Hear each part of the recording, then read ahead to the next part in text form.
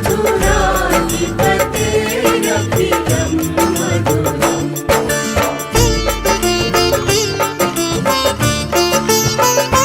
गीतं मधुरं पीतं मधुरं भुक्तं मधुरं सूतं मधुरं रूपं मधुरं तिलकं मधुरं मधुराधिपतेरखिलं मधुरम्। मधुराधिपतेरखिलं मधुरम्।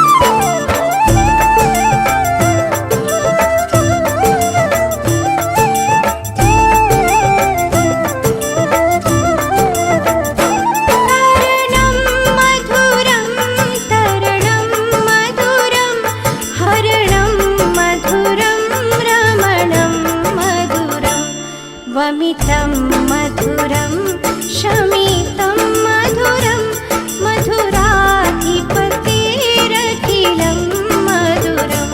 मधुराधिपतेरखिलं मधुरम्।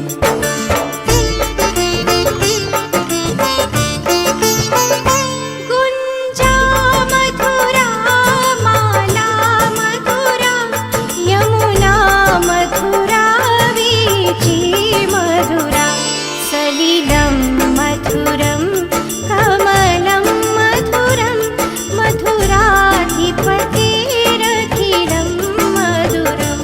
मधुराधिपतेरखिलं मधुरम्।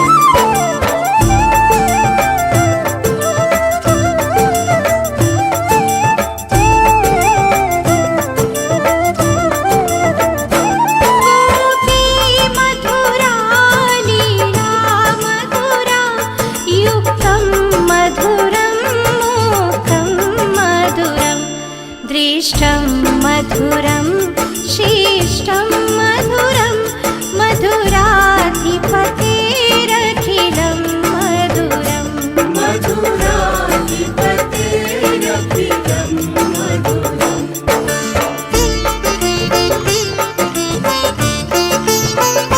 गोपी मधुरा गावो मधुरा यष्टिर्मधुरा सृष्टि मधुरा अधरं मधुरं वदनं मधुरं नयनं मधुरं हसितं मधुरं हृदयं मधुरं गमनं मधुरं मधुराधिपतेरखिलं मधुरम्।